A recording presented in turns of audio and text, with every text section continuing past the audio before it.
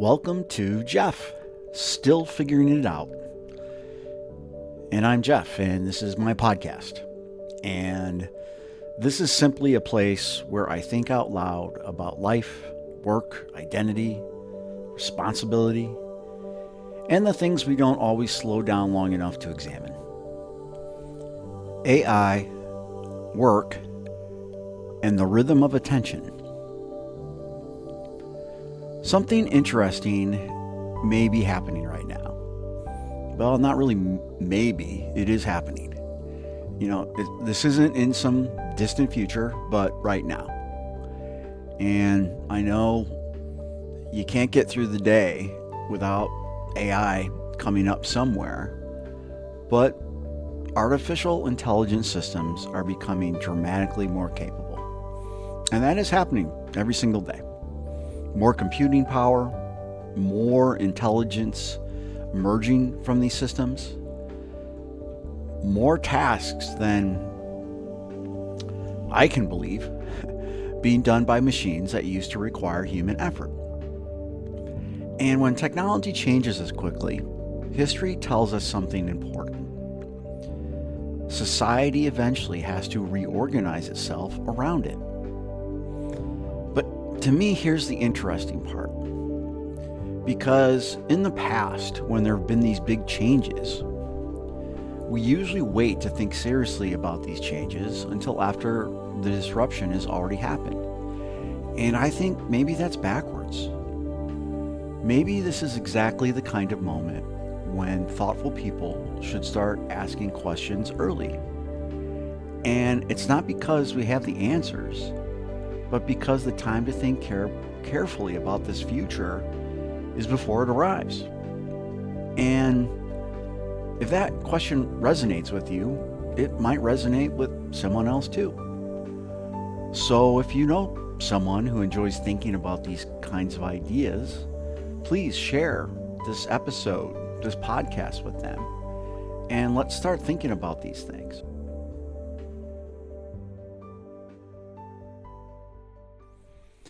So the first thing I think about in the context of AI, etc., is just the basics of earning. It's just the basic idea of earning a living.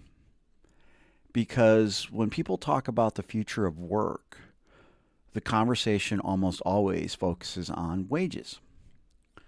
Will wages go up? Will jobs disappear? Will new jobs appear? But wages alone don't really tell the whole story, do they? What matters more is purchasing power. If everyone's income goes up, but the cost of everything else also goes up at the same pace, and that could be housing, food, healthcare, services, then nothing really changes. I mean, digging a little bit deeper into the housing thing, over the years, my house has gained equity on paper. And that feels good when you look at the numbers. You get on Zillow and you check out, wow, what's the price of my home these days? And it's gone up. But if I sell it, the house I move into has probably gone up in price too. So the gain just moves with the market. You haven't necessarily become wealthier. The numbers just shifted. And I think that raises an interesting question. If artificial intelligence dramatically increases productivity, will it actually make life more affordable? Or will prices simply rise alongside wages? Because the real measure of prosperity isn't the number on the check. It's what that paycheck can actually buy.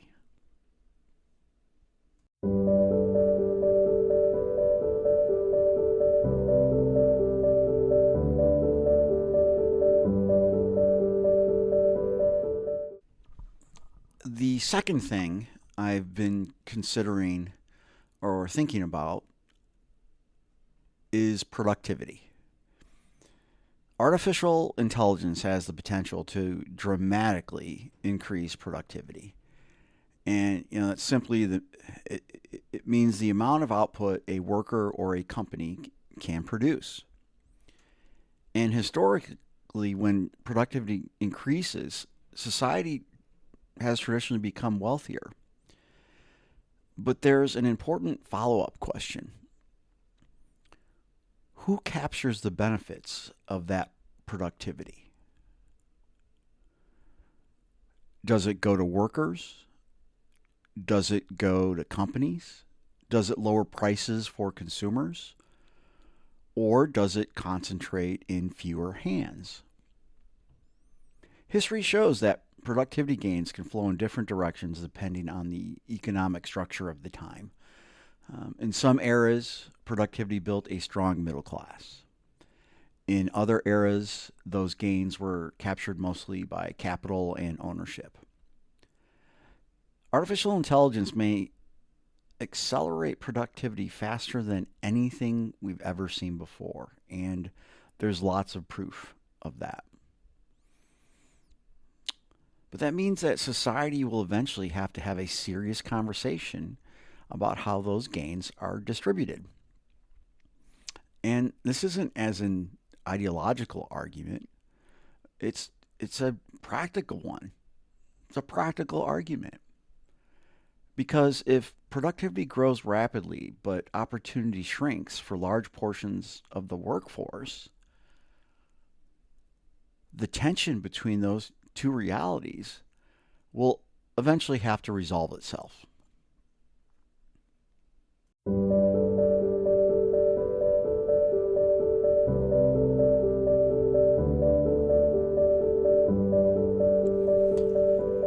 The meaning of work is so interesting in the context of AI.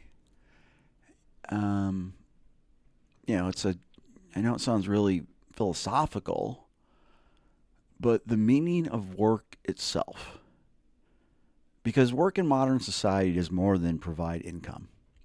Work provides structure.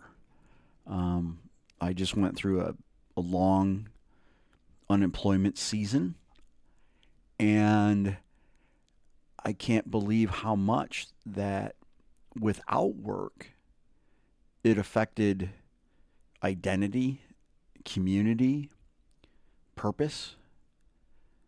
I mean, people often introduce themselves by what they do. Work organizing, it organizes the rhythm of our lives. But what happens if technology begins to change the relationship between productivity and human labor? What happens if machines and artificial intelligence can perform a growing share of tasks that once required human effort? It's going on right now. But the question is, do we double down on the idea that everyone must constantly work? Or do we begin asking different questions? And these questions are like, what does a meaningful life look like? How should people spend their time? And what activities actually create fulfillment?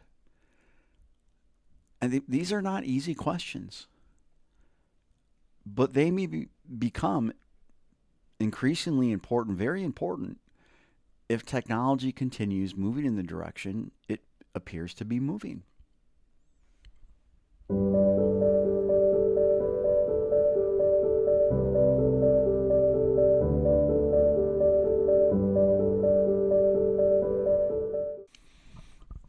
Another thing that keeps coming back to me, and at first it might seem unrelated, but I don't think it is.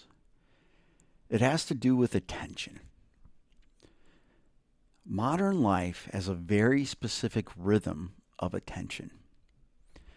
Phones vibrate, notifications appear, emails arrive, social media feeds refresh endlessly. Attention jumps from one stimulus to the next. Fast, fragmented, reactive. But when you step into nature, something different happens. And I've made a really conscious choice to make sure that I'm doing that much more consistently because the rhythm changes. Wind moves through the trees, water moves around rocks, birds call and then go quiet again. Nothing is urgent. Your attention slows down. It spreads out instead of jumping.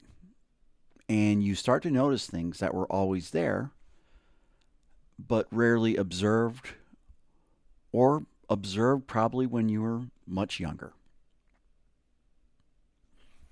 And that's where the idea of the rhythm of attention started kind of forming for me. Because nature seems to reset the rhythm of how we pay attention. And it makes me wonder about something.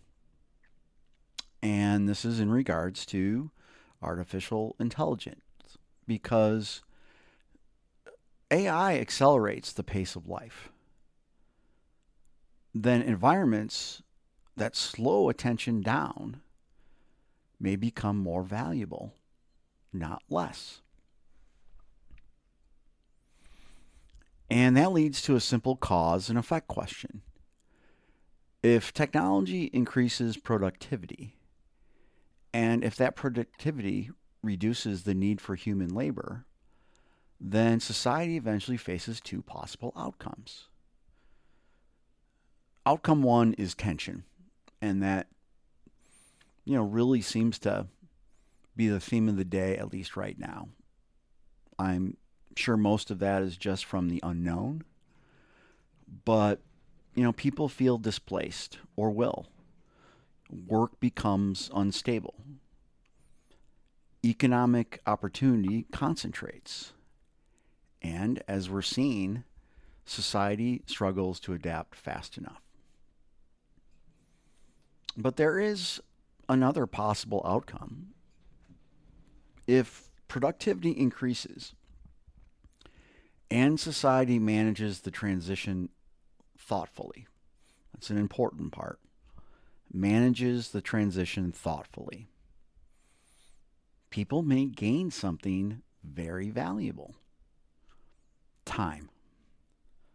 Time for family, community, craft, learning, nature, experiences that restore attention rather than fragment it.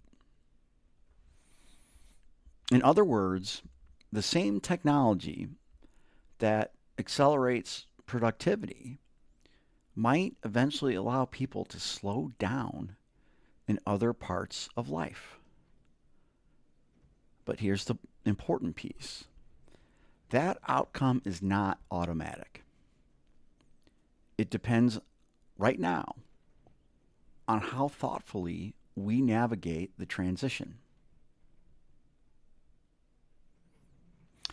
And maybe that's really the point of this episode. No predictions, no certainty, just noticing. Something interesting seems to be happening. The capabilities of technology are increasing quickly. And when that happens, societies eventually have to adapt. Sometimes slowly, sometimes painfully, but eventually new systems emerge. The question isn't whether change is coming. The question is how thoughtfully we prepare ourselves for it. And that's why I think conversations like this matter. Because this is exactly the kind of topic thoughtful voices should start exploring early. Not after disruption has already arrived, but now.